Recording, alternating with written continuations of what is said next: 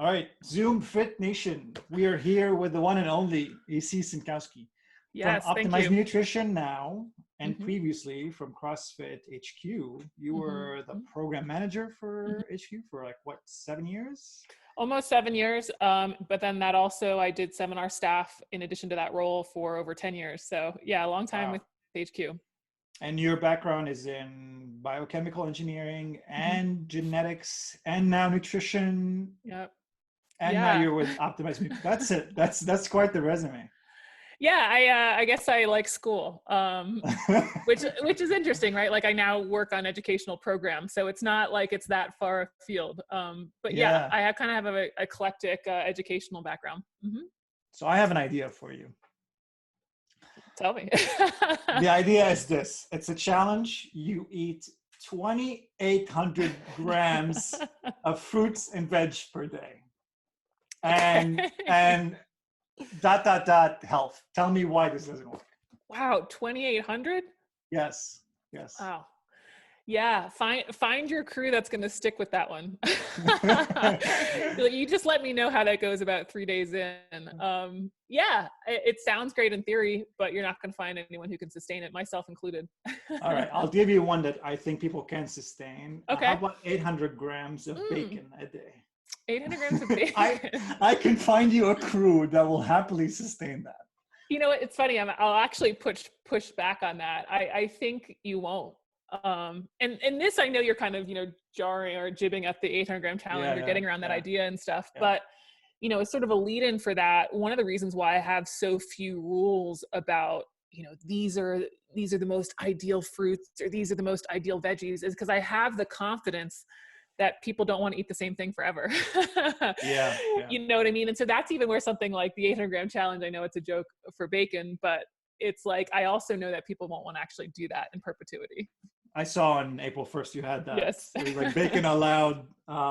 So is it because you feel like compliance or adherence is like a huge factor?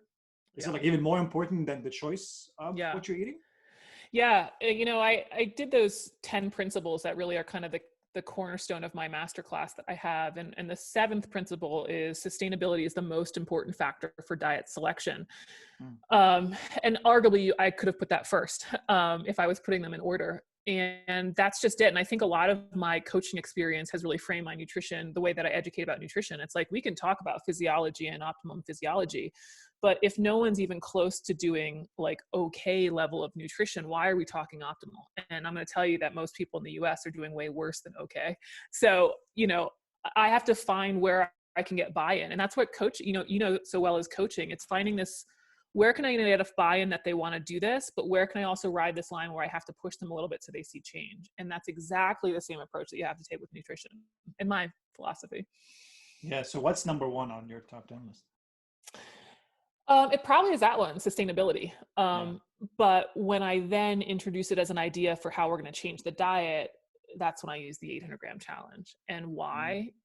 For all the reasons, right? We don't have to restrict anything. We're just adding fruits and vegetables. They get to pick which ones.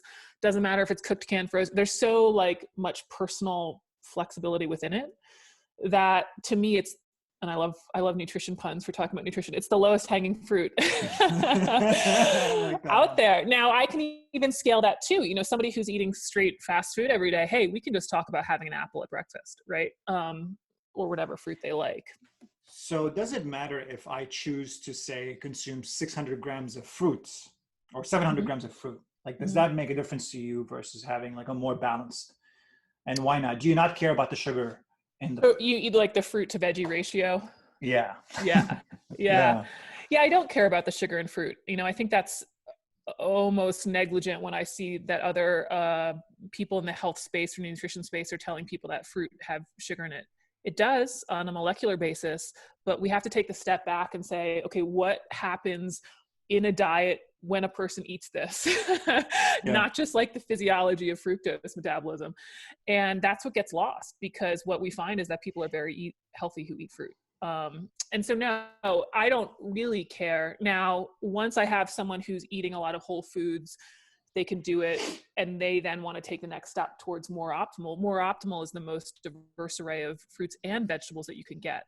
So if someone's eating 800 grams of pineapple every day to start, that's fine. But I'd ultimately like to see a lot of different colors and a lot of different fruits and veggies in their diet. And that's why, so that at a lower level, we get a wide array of like micronutrients and Totally. phytochemicals. Is that what we're going for? Totally. I think people, they hear about like vitamins and then it's like, it's just thought of as like one thing, but Yeah. we have 13 different vitamins. We have 15 different minerals. There's so many different fiber types out there. There's over 5,000 different phytochemicals, and they're all in different ranges in these different fruits and vegetables. You'll hear about bromelain in pineapple. Well, that concentration is much higher in bromelain than it is in spinach, I think. And there's Yeah. all these different things. There's even compounds we don't know about. And so it's like, if you want to be most optimal, you're going to kind of cast your net the farthest by increasing that diversity. So why That is being it that, said, I don't want to cut you off, but I also, though, because in CrossFit we have a lot of type A hard workers, which is awesome. really? I hadn't noticed. But I think the other thing that we have to be really clear is there's also like kind of a reality check of somebody who's doing 800 grams of like pineapple, potato, apple, and spinach, and they just do that on repeat for the rest of their life. They're still going to have way, way, way more health benefits from that than somebody who's trying to just do the standard American diet, right? So we have to kind of like calibrate ourselves to like, diversity is cool and we should think about it, but we also have to know that there's a level that like good enough is also good enough. Yeah. So why is it that I easily find the targets or the minimum data requirements for vitamins, but I don't have that much clarity as to what I'm supposed to be doing about these other things? That's an interesting question. You mean like, why do we have RDAs for specific nutrients, but then like you go to make a meal and it's, I actually think that's one of my criticisms of like the USDA guidelines. I think their most recent guidelines, we're still waiting on the 2020 ones. The 2015 ones are really good. Now, I don't agree with every line in there, but they're really good. The problem is the document is way too obtuse to figure out what a meal looks like. It's like you read about all these standards and that we're eating too much of this. And in fact, it wasn't until I think 2011, they actually have a picture of a plate of what a plate is supposed to look like. Yeah. And I think that's one of the things that I really try to do with my Instagram and my nutrition is like, this is what we're talking about. This is what a meal looks like. This is how to apply it.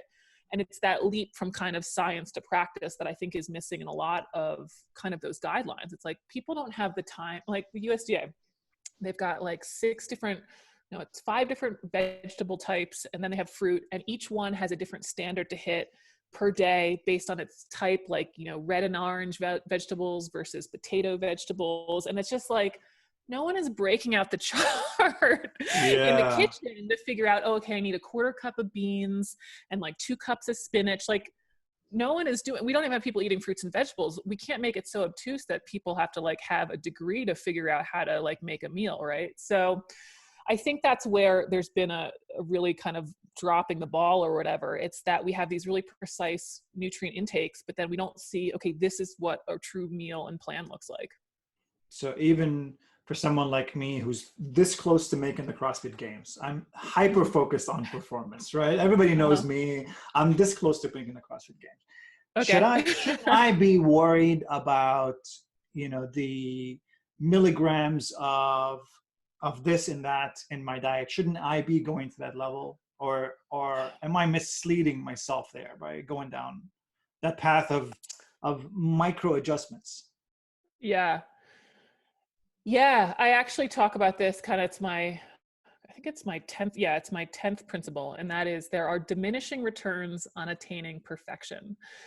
Meaning the closer you get to optimal, the more work you have to put in to see that next level change. And athletes have to determine where that level is for them.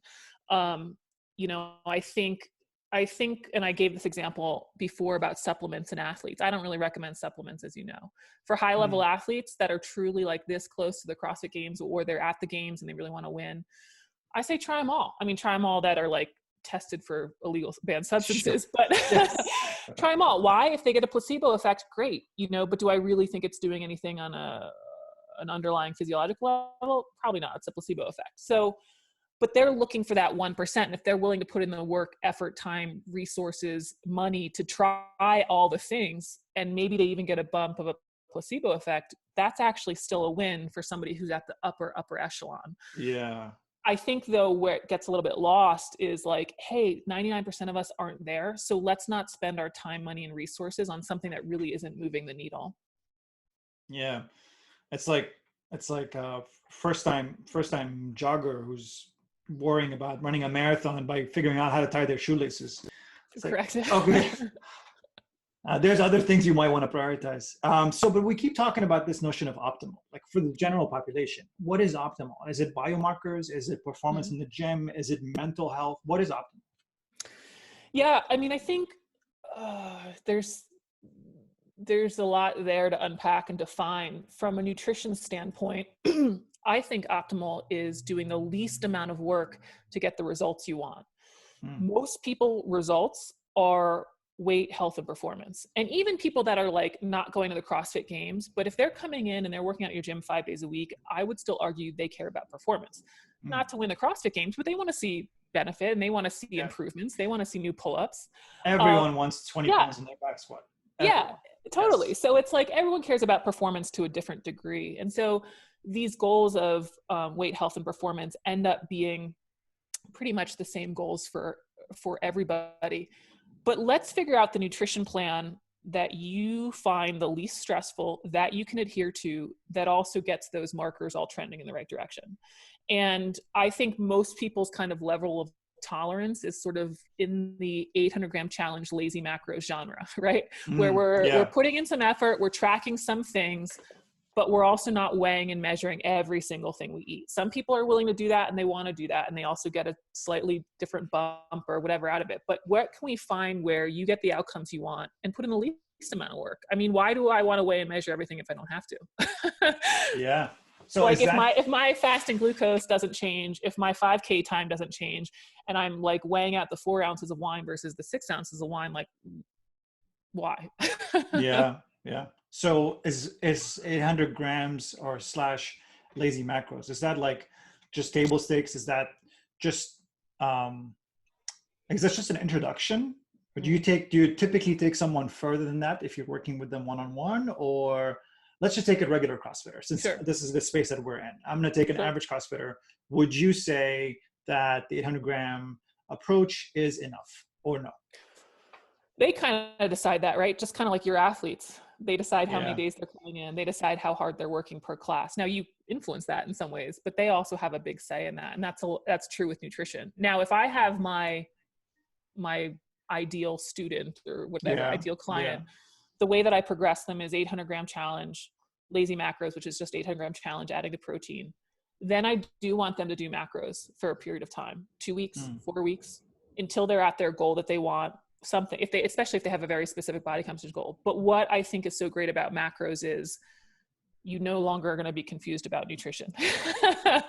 If you really do macros for 4 weeks, you will have very clear answers about dieting and nutrition. And so I think it's worth it from the education point of view. But I often don't think that people actually want to do it for life, myself included. So I think it's kind of like one of those things that's like learn from it and then figure out where you can back off from macros that you can still keep your diet on track, but not necessarily do all of that work if possible. Yeah. So what's the biggest problem today with nutrition education? I wrote a piece in the Morning Chalk Up, kind of like an op-ed about this. I think there's so much division, which is sort of funny. It's like, there's so much division in a lot of ways in our country and different things, right? You could argue about it politically, and I see it nutritionally. You know, it's like keto only and paleo only and no sugar only or whatever it is. And I think we're sort of missing the bigger picture. It's like 1 in 3 people are estimated to have diabetes by 2050.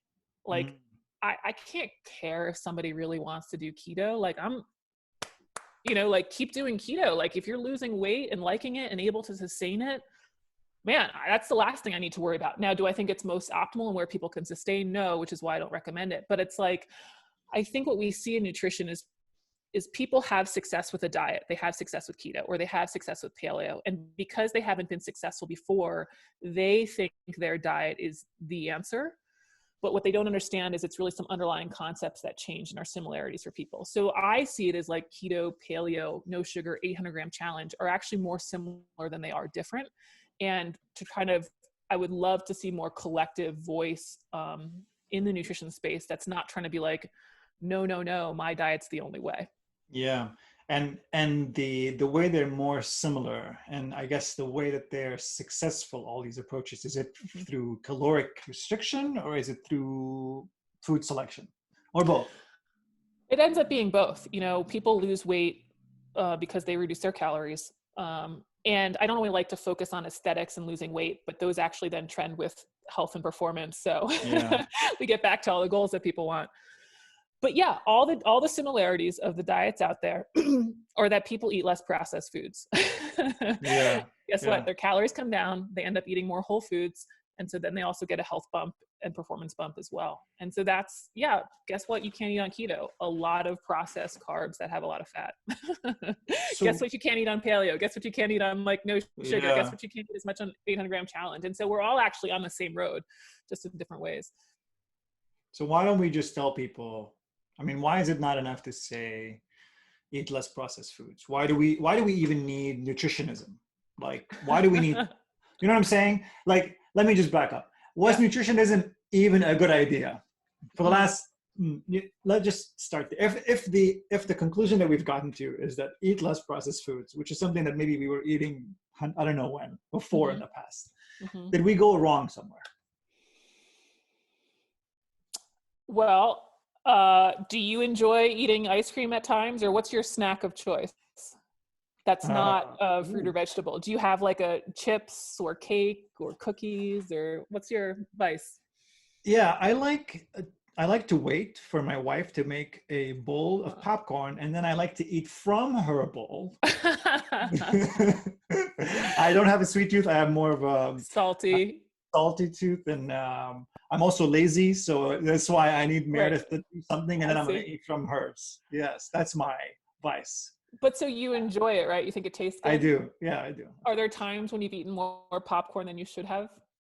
Are there? Yeah. There's the times range from 1 to 4,000 times. Right. Yes, probably. Yeah.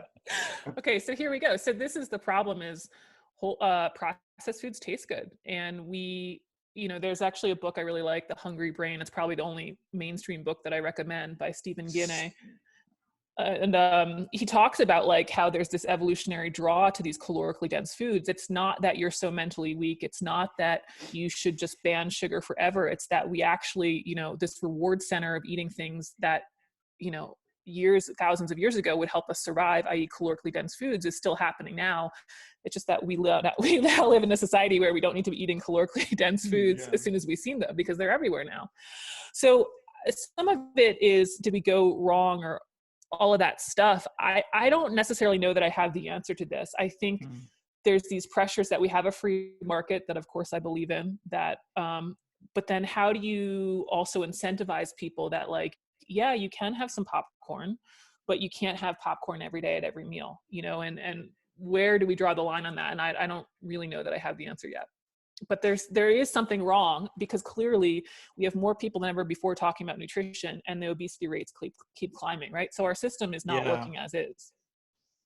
I'm glad you mentioned The Hungry Brain, because up until this moment, I've been probably pronouncing his name wrong. I've been calling him Stefan. It's I say it wrong. It's not Stefan. I think it's Stefan. Stefan. Mm-hmm. Yeah, I love his book. And I used to read his blog before that. So you would say you're a proponent of the food palatability, I guess, hypothesis, that it's driving a lot of excess consumption of calories. Is that fair to say? I think I definitely agree that there's a learned reward to it, that we like these foods, that they taste good, that they're uniquely calorically dense in a bad way. I also think we have to look at what's allowed marketing wise, what's allowed health insurance wise. I think there's a lot of, there's multiple factors that are coming in here. Definitely not an easy solution. Definitely not like, we can just say one thing and everything will fix. But I think there's a lot of different factors. I mean, the fact that like, you can put stuff on the front of the food label that, or front of your food thing that like markets in a really kind of shady way. I don't know. That's not great either. Right? That's not helping people learn. Like these nutrition labels on the back of our foods, they're kind of obtuse. It's just like, there's a lot of different things I think we could change. Tell us how you really feel about food labels. If you look at my Instagram enough, you know I hate food marketing. So, oh man. That's funny. Whoever hasn't checked OptimizeMe Nutrition's Instagram page, go check that account. It's awesome.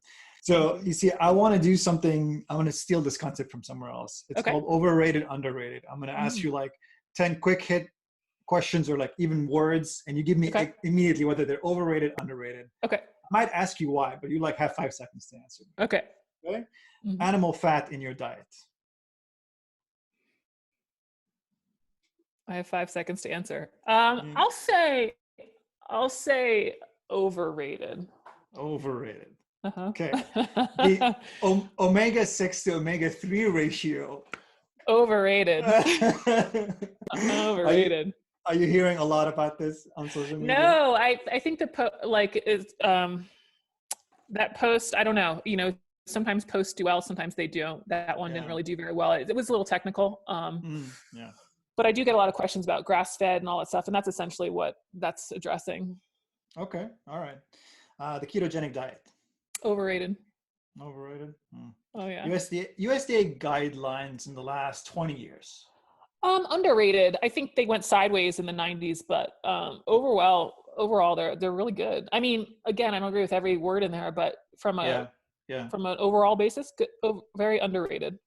Yeah, they take more heat than they deserve. Lifting weights.